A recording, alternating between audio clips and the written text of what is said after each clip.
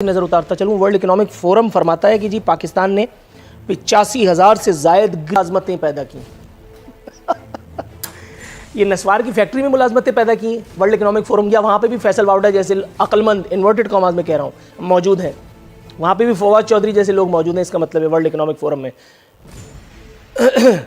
भाई जिस 85,000 ग्रीन मुलाज़मतों की बात कर रहे हो, अगर यहाँ आते तो मैं तुम्हें दिखाता। सदर मुमलिकत वो जो सदारती इस्तिस्ना एंजॉय कर रहे हैं हमला केस में, पार्लियामेंट हमला केस में, पीटीवी हमला केस में, वो ऑन रिकॉर्ड हैं। 20 लाख लोग तो सिर्फ लॉकडाउन के दिनों में ही बेरोज़गार हो चुके थे। अब उस तादाद को अगर आप दुगना ना करें, उसमें थोड़ा बहुत ही इजाफा कर लें, तो कम से कम 21 लाख अफराद इस वक्त भी बेरोज़गार होंगे। मैं आपको ले जा करके दिखाता हूँ वो मीडिया वालों के ठेले, वो जो नान चना बेच रहे हैं इस एक तब्दीली सरकार के आने के बाद। उससे पहले सब ठीक था, उससे पहले सब ठीक था। एक और इंकशाफ, सनसनीखेज इंकशाफ किया है गवर्नर सिंध जनाब इमरान इस्माइल साहब ने। कहते हैं पाकिस्तान में गद्दारों की जगह नहीं। सर आपसे आधा घंटा चाहिए, गाड़ी मैं चलाऊंगा, पेट्रोल डीजल मेरा। मैं आपको दिखाता हूं गद्दारों के मस्कन, मैं आपको दिखाता हूं गद्दारों की पनागाहें, जो खुद जहां बाहर पुलिस वाले खड़े करके और अंदर साहब लोग डांस कर रहे होते हैं, पार्टी कर रहे होते हैं। आप कभी आइए, थोड़ा सा वक्त निकालिए। उसमें से कुछ नफीस लोग हैं, कुछ लोग पीटीआई से ताल्लुक़ रखते हैं, कुछ और, ये ज़्यादा दूर नहीं जाएंगे, ये डिफेंस की तरफ, बड़े बड़े आलीशान बंगलों में बाहर पुलिस वाले हिफाजत कर रहे हैं और अंदर डांस पार्टी चल रही है, और अंदर मशरूब ममनुआ भी सर्व किया जाता है इस्लामी जमहूरिया पाकिस्तान में। और वहीं पे वो सारे गद्दार जो किसी दौर में गद्दार थे और जिन्हें आज नफीस करके अपने गले से लगाए रखा है, वो ये तय कर रहे होते हैं कि यौम तासीस मनाया जाए तो किस नाम पे मनाया जाए। सर हंसना तो मना है, ये मैंने लिखवा तो दिया, लिख तो दिया, लेकिन सर फिर भी बात ही इतनी हंसी की है। महंगाई और करप्शन के खात्मे के लिए कोशिशें की जा रही हैं, और दूसरी जानिब ये खबरें गर्दिश करना शुरू हो चुकी हैं कि काबीना में एक मरतबा फिर समरी मूव हो चुकी है पेट्रोलियम प्राइजेज़ में इन्हांसमेंट की। ये किस किस्म की शगुफ़े, किस किस्म की लतीफ़े की फैक्ट्री आप लोगों ने कायम कर रखी है इस एक नाम नहाद रियासत मदीना में, जहाँ हर वज़ीर बढ़ चढ़ करके अपना हिस्सा बटा रहा है और खान साहब जो हैं उनको कोई फ़र्क ही नहीं पड़ता। देखिए, मैं आपको ये कहूँगा कि महंगाई के ऊपर मैं जस्टिफाई कहीं से नहीं करूँगा कि महंगाई नहीं है, महंगाई काफ़ी है। और इसमें मैं ज़िम्मेवार जो ठहराऊँगा एडमिनिस्ट्रेशन को, मैं कहूँगा कि तीनों सूबों के एडमिनिस्ट्रेशन को ज़्यादा ठहराऊँगा। उसकी वजह यह है कि देखिए रेट ऑफ द जो एडमिनिस्ट्रेशन है वो सूबों में नहीं है, उसकी वजह से भी महंगाई के ऊपर काफ़ी असर है। उसकी मेन वजह आप ये देखें कि जो चीज़ होलसेल मार्केट में जो कीमत है और रिटेल पे जो आके कीमत लोगों को मिल रही है, उसमें बहुत फ़र्क है। तो मैं ये कहूँगा कि एडमिनिस्ट्रेशन को अपना रेट कायम करना चाहिए। इसको पॉलिटिकल तो आपने कहा, मैं इस पे कहूँगा मतलब आप कहा कि पॉलिटिकली कहना, मगर मैं कहूँगा कि थोड़ा हम एडमिनिस्ट्रेशन को भी देख लें कि अगर कोई 30 रुपये की चीज़ आके दुकानदार 300 रुपये की बेच रहा है तो उसको कौन करेक्ट करेगा?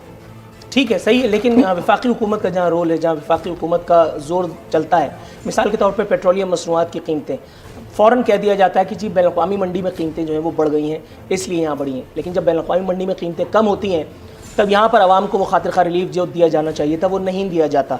इसी तरह की गिमिक्स नवाज शरीफ दौर में, पीपल्स पार्टी दौर में हमारे साथ किए जाते रहे हैं, और यही सब सिलसिला बाकायदगी से इस वक्त भी जारी है। देखिए, मैं आपको कहूँगा कि पेट्रोलियम में, क्योंकि मैं थोड़ा बहुत मेरा ताल्लुक़ है, इसलिए मैं कहूँगा, देखिए पेट्रोलियम प्राइसेस जो है ना इंटरनेशनली उसको जो है कंट्रोल करते हैं। और अगर आपका कहना, क्योंकि मैं इसके ऊपर मैंने वर्किंग नहीं की, अगर आपका कहना है कि जब कम होते हैं कम नहीं करते हैं तो वो गलत कर रहे हैं, ये भी मैं आपको कहूँ। चाहे मैं उसकी वजह देखें, उसकी वजह ये है कि जहाँ हम चीज़ों को बढ़ा देते हैं, अगर इंटरनेशनल प्राइसेस बढ़ते हैं तो वहाँ कम करना भी हमारा ही हक है। उसके ये नहीं हो सकता कि जी महंगा, जब इंटरनेशनल जो बाइडेन की अप्रूवल चाहिए, नहीं, उसके लिए किसी की अप्रूवल नहीं चाहिए, उसके लिए हमें खुद करना चाहिए, और हम इंशाल्लाह करेंगे। मैं तो यही कहूँगा कि हम करें। So for the best. लेकिन सर वो आपने सुन रखा है, बहुत देर की मेहरबान आते आते, या पता नहीं अब इस पर क्या क्या कुछ कहा जा सकता है। मोहतरमा शाहिदा रहमानी साहिबा, आपकी जानिब आऊँगा। मैडम कैसी हैं आप? अल्हम्दुलिल्लाह। मैडम, हुकूमत ने, सरकार ने बड़ी आसानी से हथियार डाल दिए, मुझे ग्रिल करने का मौका भी नहीं दिया। उन्होंने साफ कह दिया कि ये गलती है, ऐसा नहीं होना चाहिए था। लेकिन एक और काम नहीं होना चाहिए था और वो हो गया। फैसल वाउडा, बल्कि सेनेटर फैसल वाउडा की एक वीडियो मैंने देख ली है, कल रात से गुस्सा आ रहा है। मैंने सोचा आपसे अपना दुख बांट लूँ। बाकायदा धड़ल्ले से आए हैं मीडिया पे और खड़े होकर के कह रहे हैं कि अब हम 2.5 साल में जो है वो एहतसाब का सफ़र तय करेंगे, चोरों लुटेरों को लटकाएंगे। मैडम, अगर लटकने वाली रस्सी इस हुकूमत के पास होती तो मेरे ख्याल है सबसे पहले खुद ही झूल रहे होते ये, क्योंकि जितना रिलीफ इनको दिया गया है, एक अकेले आदमी के लिए पूरी रियासत को जिस तरह से खिलौना बना दिया गया है, एक अकेले आदमी को सेनेटर बनवाने के लिए जिस मज़ार पे जाकर के हाजिरी दी गई है, आप मेरे ख्याल है उससे बेहतर जानती होंगी।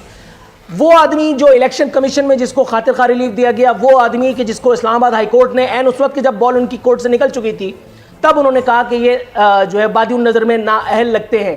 मैडम, ये चोर लुटेरों को लटकाएंगे, और अगर इन्होंने लटका भी दिया तो हाथ पल्ले क्या रहेगा?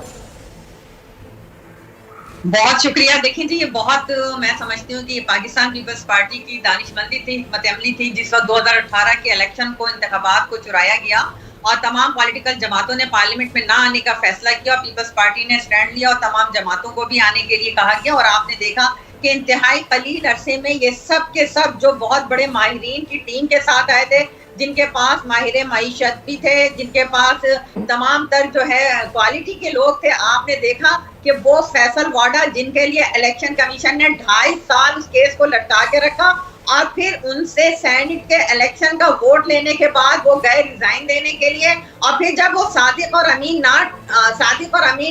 ना ठहरे तो आपने देखा उन्होंने फैसला आने से पहले ही कोर्ट से स्टे ऑर्डर ले गए, इतने सादिक और अमीन हैं। और आप ये देखें कि किस तरह राह फरार इख्तियार कर ली जाती है अपने आप को बचाने के लिए। अभी ये मौलवी साहब जिस तरीके से राह फरार इख्तियार कर रहे हैं, आप इनसे पूछें कि वो आटा आज जो 35 रुपए किलो था, वो आटा कहाँ चला गया? वो आटा चोरों। लेकिन मैडम, मैं थोड़ी सी आपकी खिदमत में एक गुजारिश करना चाह रहा हूँ, आपकी बात, एक छोटी सी बात काट रहा हूँ, आपकी माजरत।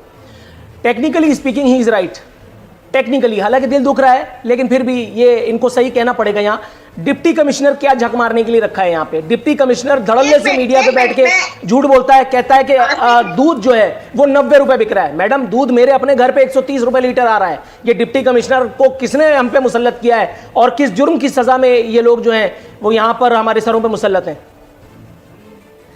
आखिर बात यह है कि आपके जो प्राइम मिनिस्टर सिलेक्टेड इस वक्त बैठे हुए ये कहते थे कि पेट्रोल की कीमतें बढ़ती हैं तो ऑटोमेटिक हर चीज पे कीमत बढ़ जाती है। आप बताएं कि साल 2021 अभी 3rd मंथ के अंदर हम मिड में हैं और आप बताएं कि कितनी मरतबा पेट्रोल की कीमतें बढ़ी हैं, आप बताएं कि बिजली की कीमतें कितनी बढ़ी हैं, आप बताएं कि गैस की कीमतें कितनी बढ़ी हैं, आप बताएं कि वो चीनी की कीमतों पे नोटिस लेने वाले चीनी 100 रुपए क्रॉस कर गई, कोई किसी के कान पे जू नहीं रह रही। आप ये देखें कि आज मोती 550 रुपए किलो, बिल्कुल जहाँ पे आप डिप्टी कमिश्नर को कह रहे हैं कि गवर्नमेंट से पूछे कि कीमतों के प्राइस इतने ज्यादा क्यों हो गए, पेट्रोल क्यों महंगा होता जा रहा है। Got your point, मैडम, थोड़ा सा तवक्कुफ की इस्तदा है। मैं आपसे निहायत दस्त बस्ता गुजारिश करता हूँ कि अगर थोड़ा सा आप तहम्मुल फरमाएं।